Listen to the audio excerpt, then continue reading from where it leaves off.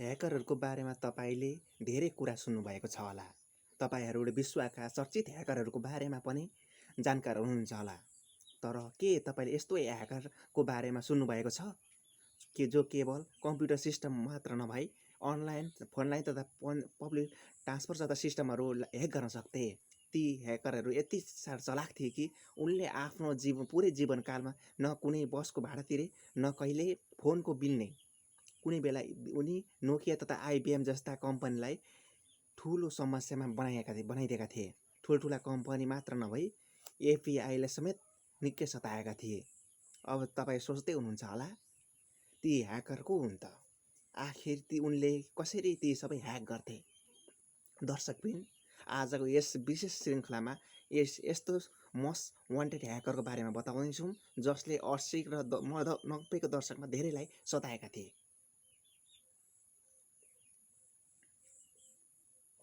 दुनियाँकै most wanted hacker केभिनको जन्म अमेरिकामा भएको थियो। 1965 अगस्टमा 6मा भएको थियो। सानो छँदादेखि नै निकै तीक्ष्ण दिमाग भएका मान्छे अरूको भन्दा निकै नै अगाडि थिए। उनी कुनै पनि सिस्टममा कमजोरी पत्ता लगाई त्यसको फाइदा उठाउन चतुर थिए। त्यसको सुरुवात 12 वर्षको उमेरदेखि गर्दै गए। 1975 को दशकमा एङ्गलर सहरमा बसमा पञ्चकार सिस्टम प्रयोग गरिन्थ्यो। जो मान्छे यात्रा बसमा टिकट दिने बेला सादा कागजमा एउटा सानो आकारको फल बनाई टिकटको रूपमा दिइन्थ्यो ताकि कोही पनि व्यक्ति नक्कली टिकट बनाएर यात्रा गर्न नसकोस्। केभिनले यस सिस्टममा एक कमजोरी पत्ता लगायो। त्यो कमजोरी यो थियो कि टिकटको आकार हरेक पटक एउटै हुन्थ्यो भने त्यसमा पारिएको पलको आकार पनि उत्रै हुन्थ्यो। अब यस सिस्टमलाई ह्याक गर्नका लागि एक पञ्च होल बनाउने मेसिन बाहेक अरू कुनै चाहिँदैन भने थाहा पाएपछि केभिनले बस ड्राइभरसँग कुरा गर्दै आफ्नो स्कुल प्रोजेक्टका लागि पञ्च होल बनाउने मेसिन चाहिएको बताउँदै कहाँबाट किन्न सकिन्छ भनेर सोध्यो। अब ड्राइभरले पनि एक 12 वर्षको केटाकाले यस्तो जुक्ति लगाउला भनेर सोचेकै थिएन। ड्राइभरले उसलाई पञ्च पाउने ठाउँ बताइदिएपछि पञ्च मेसिन केभिनले कहिले पनि बसको भाडा तिर्नु परेन। यस मेसिनको सहायताले त्यहाँ टिकट ह्याक गरिसकेको थियो। केभिनको यस कामलाई सोसियल इन्जिनियरिङको नाम दिएको थियो। लस एन्जलसको ट्रान्सलेट सिस्टमलाई ह्याक गरेपछि केभिन एउटा नयाँ प्रकारको सोसियल ह्याक सिस्टममा जुट्यो जसलाई फोन फेकिङ भनिन्छ। इन्टरनेटको त्यति साह्रो चलन थिएन किनकि त्यो समय इन्टरनेटको सुरुवाती चरण थियो। त्यस्तो अवस्थामा अब टेलिफोन मात्र यस्तो टेक्नोलोजी थियो जसले ह्याक गर्न सकिन्थ्यो। अब फोन फेकिङ गर्नुको मुख्य उद्देश्य बिना पैसा खर्च गर्ने फोन गर्नु थियो। केभिनले यसलाई एक कदम अगाडि बढेर दुःख दिन थाल्यो र उसले कल गर्न कसैको नम्बर पत्ता आफ्नो नम्बर लुकाउने, आफ्नो फोन कलको अर्को बिलबाट तिराउने जस्ता उत्पीडन काम गर्दै गयो। केभिन सानै भएकाले यस्ता कामहरू कानुन विपरीत हुन् भनेर ऊ जानकार थिएन। ऊ कुनै आर्थिक प्रलोभनका लागि नभई रमाइलोको लागि यस्तो काम गर्ने गर्दथ्यो। एकपटक केभिनले आफ्नो साथी लुइससँग मिलेर ड्राइभ थ्रो ह्याक गरेको थियो जसको मद्दतबाट उसले आफ्नो कारमा बसेर पनि पेट्रोनासमा भएका सवारी चालकहरूलाई कुनै पनि सन्देश दिन सक्थ्यो। उसले यस कामका लागि मोडिफाइड टु वे नेटवर्क प्रयोग गरेको थियो। यो ह्याकिङ पनि उसले सिर्फ रमाइलोको लागि गरेको थियो। अब तपाईँले थाहा पाइसक्नुभयो कि केभिन यस निकै तीक्ष्ण दिमाग भएको ह्याकर थियो जसले आफ्नो रमाइलोको लागि जुनसुकै सिस्टममा पनि ह्याक गर्न सक्दथ्यो। जब केभिनलाई हाई स्कुलमा रेडियो अपरेटरका जिम्मेवारी दिएको थियो ऊ तबदेखि नै अति नै तीक्ष्ण दिमाग भएको थियो। त्यहाँ काम गरिरहँदा एक्लो टोनी होपिन्स रेडियो सिग्नल कसरी काम गर्छ भनेर उसलाई धेरै समय लागेन।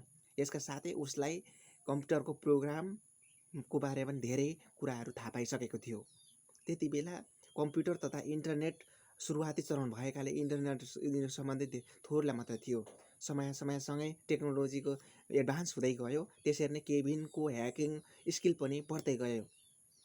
सन् 1979मा जब केभिन 16 वर्षको भयो, जब उसले कम्प्युटर नेटवर्क ह्याक गर्यो।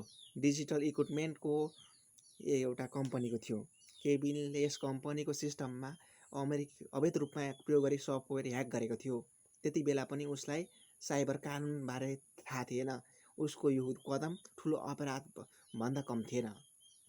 सन् 1981 केभिनले आफ्नो साथी लुइससँग मिलेर बेल नामक एउटा फुल कम्प्युटर सिस्टम ह्याक गरे। कि अब एकपटक केभिन मेन क्षेत्रमा प्रवेश गरेर कुनै पनि क्षेत्रमा नम्बरमा डायल गर्न सक्थ्यो भने कल ब्लक लगायतका उसका विविध कामहरू चुट्कीको खेल थियो। केभिनका कारण पेसिफिक बेल कम्पनीमा धेरै गुनासोहरू आउन थाल्यो। त्यति बेला उनीहरूलाई केही प्राविधिकको गडबडी भनेर टार्न थालियो। केभिन एक दिन पेसिफिक बेल कम्पनीको मा गयो। उक्त कम्पनी पासवर्डहरू चोर्ने योजनामा थियो। केभिनले आफ्नो साथी लुइससँग मिलेर यस्तो योजना बनाएको थियो। यता लुइसले हरेक क्रियाकलाप एकजना अर्को साथीलाई बताउने गर्दथ्यो। यसबारेमा केभिनले केही थाहा थिएन। अब लुइसको साथी केभिनको यस योजनाको जानकारी प्रहरीलाई दियो। प्रहरीले केभिनलाई उही बिल्डिङबाट पक्राउ गर्यो। 3 महिनाको सजाय सुनायो। सबैले जेल गएपछि केभिन सुध्रिन्छ होला भन्ने सोचेका थिए। जेलबाट छुट्ने बित्तिकै उसले नेसनल सेक्युरिटी एजेन्सीलाई ह्याकिङको टार्गेट बनायो। केभिन नेसनल सेक्युरिटी एजेन्सीका गोप्य कुराहरू सुन्न चाहन्थ्यो। सन् 1983 जुन ह्याक गरेर जीवनको सबैभन्दा ठुलो ह्याकिङ थियो। त्यति बेला केभिन युनिभर्सिटी क्यालिफोर्नियामा पढ्थ्यो।